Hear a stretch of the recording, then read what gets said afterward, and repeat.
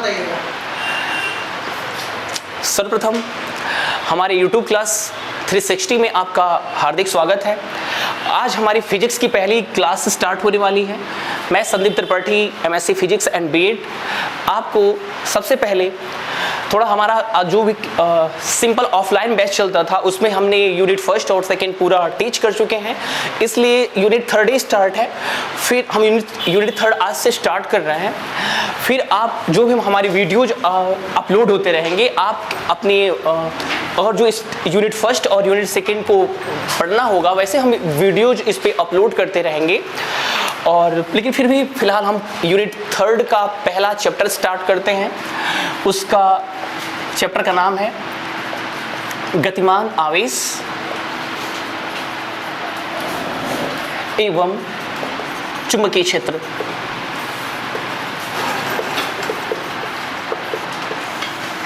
इसे moving charge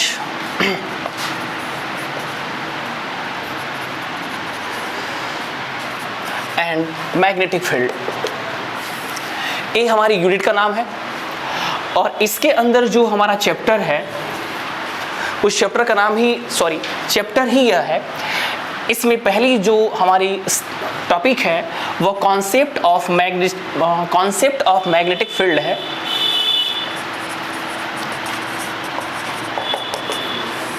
मतलब चुंबकीय क्षेत्र की अवधारणा।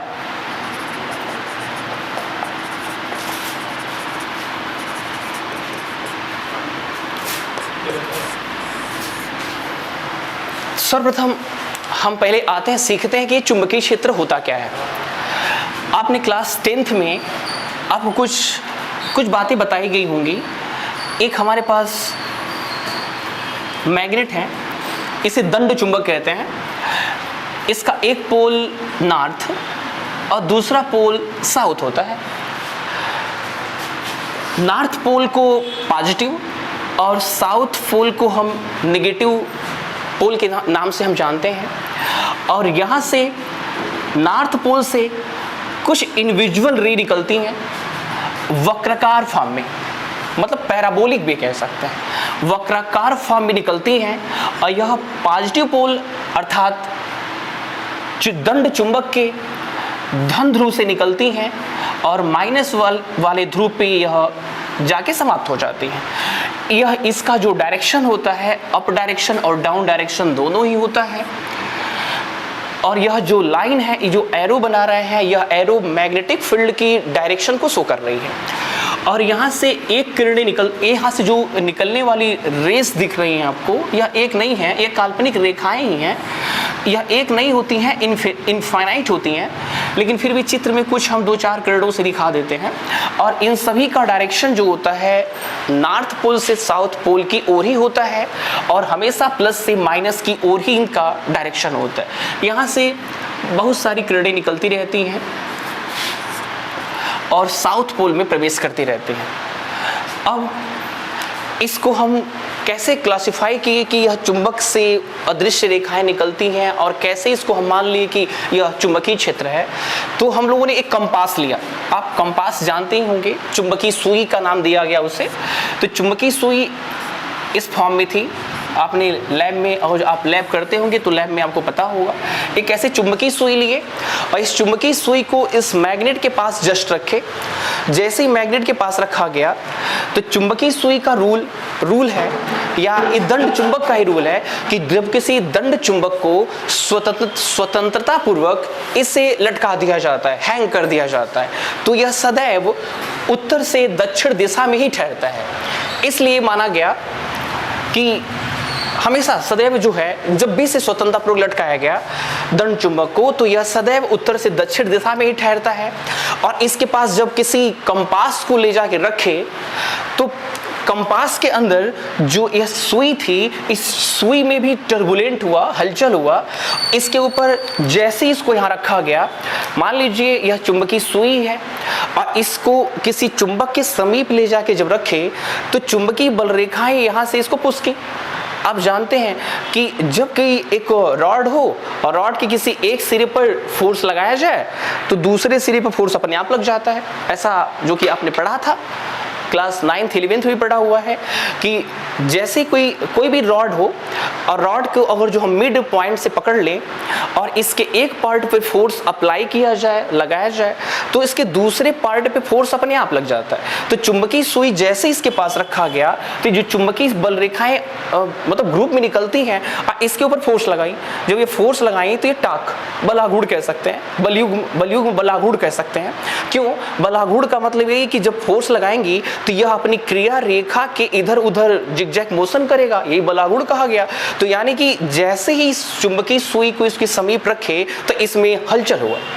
तो कल्पना किया गया कि हाँ कुछ इसके अंदर जो भी कुछ मैग्नेटिक कुछ न कुछ एक ऐसी इंडिविजुअल लाइन है जो इसको रोटेट करने की प्रयत्न कर रही हैं। तो इसका जो एक्सप्लेनेशन था क्लास 9th में बताया गया था कुछ, और क्लास 12th में भी है। तो क्लास 9th वाली ही बातें भी थोड़ी देर हमने आपको बताया। तो इसमें पहला पॉइंट यह चुंबकीय क्षेत्र के बारे में था। तो यही था कि जब किसी चुंबक के, डिफिनेशन ऐसे बोल सकते हैं कि किसी चुंबक के चारों ओर का वह क्षेत्र जिसमें किसी चुंबकीय सुई को रखने के पश्चात, और जो वॉइस स्लो होगी तो जरूर कमेंट करिएगा, हम इसको स्लो वॉइस को बिल्कुल स्लो कर सकते हैं। क्या कहा कि जब किसी चुंबकीय सुई को चुंबकीय क्षेत्र में स्थापित किया जाता है तो चुंबकीय सुई पर एक बलयुग्म कार्य करता है जिसके कारण चुंबकीय सुई जो अपनी अक्ष के परितः टर्बुलेंट हो जाती, मतलब उसके अंदर कुछ ना कुछ विक्षोभ होता है। इसी से कल्पना कर दिया गया कि यहाँ से जो इंडिविजुअल लाइन निकल रही हैं, इंडिविजुअल लाइन ही उत्पन्न कर रही हैं या इसको शो कर रही हैं। तो यहीं से एक डिफिनेशन लॉन्च हुई थी कि जब किसी चुंबक के समीप किसी चुंबकीय सुई को स्थापित किया जाता है तो चुंबकीय सुई पर एक बलाघूर्ण कार्य करता है जिसके कारण चुंबकीय सुई एक निश्चित दिशा में ठहर जाती है, और उसका जो निश्चित दिशा में ठहरने का जो डायरेक्शन है नॉर्थ टू साउथ ही है। जिसी प्रकार जो हमारी पृथ्वी है वह पृथ्वी को भी अगर जो एक हम चुंबक की भांति मान लें तो अंतरिक्ष में ऐसे लटकी ही है, वह भी इसी की भांति कार्य करती है। तो और अपने सराउंडिंग जब घूमती है तो इसके अगल बगल जितने प्लैनेट्स होते हैं वो भी सब सर्कुलेट करते रहते हैं। वो सेंट्रीपिटल फोर्स वगैरह वहाँ पे काम करता है। फिलहाल इससे ऊपर की दुनिया है तो उसके बारे में जिक्र नहीं करना चाहते हैं। इसकी डिफिनीशन शायद समझ में आई होगी, यही बोलिएगा कि जब किसी चुंबक के समीप किसी चुंबकीय सुई को स्थापित किया जाता है तो चुंबकीय सुई पर एक बलयुग्म कार्य करता है जिसके कारण चुंबकीय सुई एक निश्चित दिशा में आके ठहर जाती है, और इसी क्षेत्र को हम चुंबकीय क्षेत्र कहते हैं। शायद कुछ समझ में जरूर आया होगा इस बात। इसके बाद इस डिफिनीशन को ओस्टर्ड, एक साइंटिस्ट थे, उनका नाम ओस्टर्ड था। ओस्टर्ड ने अपने प्रयोगों के आधार पर प्रूफ किया कि मतलब चुंबकीय सुई में चुंबकीय क्षेत्र उत्पन्न कैसे होता है। पिछले चैप्टर में जो आपने इलेक्ट्रिसिटी पढ़ा हुआ था तो वहाँ पे बताया था कि जब आवेश स्थिर अवस्था में होगा तो वहाँ पे विद्युत क्षेत्र होगा, और इस चैप्टर में हमको पढ़ना है कि जब आवेश गतिमान अवस्था में होंगे, क्योंकि चैप्टर में स्टार्टिंग में बोल दिया गया है कि गतिमान आवेश स्थिर होगा तो विद्युत क्षेत्र होगा, इलेक्ट्रिक फील्ड जनरेट होगा। लेकिन वही आवेश अगर जो गतिमान पोजीशन में है तो वहाँ पे चुंबकीय क्षेत्र स्थापित हो जाता है। तो यहाँ पे ओस्टर्ड थ्योरम है, ओस्टर्ड का प्रमेय। ओस्टर्ड ने एक चालक तार लिया, उसका नाम बताया EB। उन्होंने एक बैटरी ले लिया।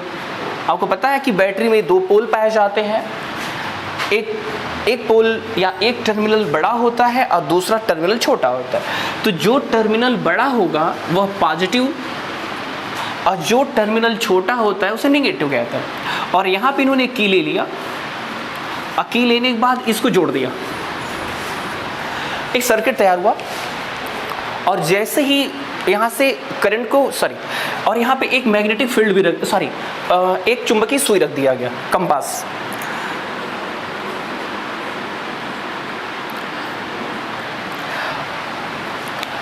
अभी इसमें करंट फ्लो नहीं हो रहा है, देखिए। सॉरी, बच्चों का कुछ कमेंट है यहाँ पे, इसका इमेज क्लियर नहीं दिख पा रहा था, इसलिए हम लोग थोड़ा ऊपर इसको फिगर बनाते हैं। क्या कहा? एक कंडक्टर चालक तार मेरे पास है AB। इस चालक को हम किसी बैटरी के सिरे से जोड़ना चाहते हैं। तो आपको पता है कि बैटरी में दो टर्मिनल होते हैं, प्लस और माइनस। जिस टर्मिनल की थोड़ी सी हाइट बड़ी होगी उसे आप पॉजिटिव, और जिसकी हाइट थोड़ी छोटी होती है उसे आप नेगेटिव कहते हैं। इसको हम एक कीज से जोड़ना चाहते हैं और पॉजिटिव और नेगेटिव पोल से जोड़कर इसके पास एक कंपास रख दिए। कंपास मतलब वही चुंबकीय सुई रखा हमने। अगर जो इसमें जब तक करंट फ्लो नहीं हो रहा है तब तक इस चुंबकीय सुई में कोई विक्षोभ नहीं हो रहा है। विक्षोभ का मतलब इसके अंदर कोई हलचल नहीं हो रही है। अब यह फिगर 1 था, यह ओस्टर्ड का प्रयोग था। इसके बाद उन्होंने क्या किया, यही फिगर सेम बनने वाला है। फिलहाल हम फिगर 2 इसी में बता देते हैं। जैसे ही स्विच ऑन किया इन्होंने, तो यहाँ से करंट का फ्लो होना स्टार्ट हो गया। आपको पता है जब विद्युत पढ़ाया गया था, इलेक्ट्रिसिटी पढ़ाया गया था, तो वहाँ बताया गया था कि जो बैटरी होती है वो डीसी का काम करती है, और डीसी में जो आवेश फ्लो होता है वो हमेशा प्लस से माइनस की तरफ होता है। ये जरूर दिमाग में रखिएगा। बैटरी में जो चार्ज या आवेश फ्लो होते हैं वह हमेशा उनका डायरेक्शन प्लस से माइनस की ओर होता है। तो यहाँ से इलेक्ट्रॉन का फ्लो होना स्टार्ट हुआ, और जैसे ही इलेक्ट्रॉन फ्लो हुआ इस चुंबकीय सुई में विक्षोभ होना स्टार्ट हो गया। फिर उन्होंने क्या किया, फिर यही फिगर लिया, चालक तार है AB, बैटरी, लेकिन इस बार उन्होंने बैटरी का सिरा उलट दिया, मतलब पलट दिया। प्लस वाले पोल की जगह पे माइनस और माइनस वाले पोल की जगह प्लस, और की वगैरह यहाँ पे बनी हुई थी, और यहाँ पे जैसे की को ऑन किया उन्होंने, करंट का फ्लो होना स्टार्ट हो गया। देखिए, तो जब अब हमेशा पता है आपको कि हमेशा जो डीसी में करंट फ्लो होता है वो प्लस से माइनस की ओर होता है, और यहाँ भी वही होगा, प्लस से माइनस की ओर होगा। चुंबकीय सुई यहाँ भी रखी हुई थी,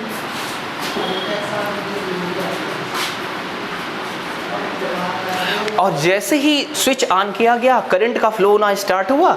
चुंबकीय सुई इसके समीप रखी हुई थी और चुंबकीय सुई में हलचल होना स्टार्ट हो गया। इससे स्पष्ट हुआ कि जब आपको ये भी पता है कि कहीं ना कहीं करंट जो होता है इलेक्ट्रॉन को ही शो करता है। जरूर ऐसा क्लास में, पिछली क्लास में ऐसा हम लोग बताया था कि जो इलेक्ट्रॉन है वो कहीं ना कहीं करंट होती है। कैसे? क्योंकि हम लोगों ने पढ़ा है Q = IT और Q = Ne। ये दोनों इक्वेशन, अगर जिनको इक्वेशन ले लें 1, 2, दोनों को कंपेयर कर लें तो कंपेयर किया जाएगा तो IT = Ne होगा। अगर जो इलेक्ट्रॉन 1 हो और टाइम भी 1 सेकेंड हो तो श्योर है इलेक्ट्रॉन को ही करंट कह सकते हैं। यानी कि जैसे इसके अंदर करंट फ्लो होती है तो मतलब इलेक्ट्रॉन है, इलेक्ट्रॉन जैसे प्रवाहित होती है तो इलेक्ट्रॉन को हम धारा कहते हैं, और जैसे यहाँ फ्लो होती है तो इस चुंबकीय सुई में हलचल होती है। फिर क्या हुआ, इन्होंने क्या किया, ओस्टर्न ने क्या किया, इस पोजीशन को चेंज कर दिया। मतलब जो यहाँ पे सिरा प्लस था तो इस फिगर में उसको माइनस से जोड़ दिया, और जो यहाँ माइनस था उन्होंने उसे प्लस से जोड़ दिया, और जैसे की ऑन किया, की ऑन करते ही इलेक्ट्रॉन का फ्लो होना स्टार्ट हुआ और फिर इस सुई में हलचल होना स्टार्ट हुआ। तो इसीलिए उन्होंने यहाँ पे एक अवधारणा प्रस्तुत कर दिया कि जब आवेश गतिमान होते हैं तो गतिमान आवेश होने के कारण चुंबकीय सुई में एक हलचल हो रही है, और चुंबकीय सुई में हलचल तभी होगी जब वहाँ पे होगा चुंबकीय क्षेत्र। यहीं से कॉन्सेप्ट क्लियर हो गया कि जब भी किसी चालक में धारा प्रवाहित की जाती है तो उस चालक के चारों ओर चुंबकीय क्षेत्र स्थापित होता है, और इस चुंबकीय क्षेत्र को दिखाया किससे गया था, B से दिखाया गया था। तो यही से कॉन्सेप्ट क्लियर हुआ। फिर से समझिए ओस्टर्न थ्योरम में कि जैसे कहा ये चालक तार था। आपको पता है चालक मतलब क्या, कि वे पदार्थ जिनमें फ्री इलेक्ट्रॉन पाए जाते हैं। चालक की डेफिनेशन भी यहाँ से लॉन्च कर सकते हैं कि वे पदार्थ जिनमें मुक्त इलेक्ट्रॉन पाए जाते हैं वह चालक को डिफाइन करता है। और जैसे ही इस चालक में करंट फ्लो कर दिए तो करंट फ्लो होने के कारण इसके चारों ओर जो इलेक्ट्रॉन थे गतिमान हो गए, और इलेक्ट्रॉन गतिमान होने के कारण इसके जस्ट बगल में जो मैग्नेटिक निडल चुंबकीय सुई रखी गई थी, कंपास रखा गया था, इस कंपास में हलचल होना स्टार्ट हुआ और डायरेक्शन इसका बदल के भी देखा उन्होंने तो हर एक सिचुएशन में यहाँ हलचल हो रही थी, तो उन्होंने कल्पना कर लिया कि चालक के समीप कोई न कोई एक ऐसी अदृश्य पावर जरूर है कि जिसके वजह से इसके अंदर विक्षोभ हो रहा है। तो वही अदृश्य जो रेखाएं थी उसे काल्पनिक रेखाएं घोषित किया और उसी अदृश्य काल्पनिक रेखाओं को चुंबकीय क्षेत्र से उन्होंने संबोधित कर दिया, मतलब उसके बारे में डिफाइन कर दिया।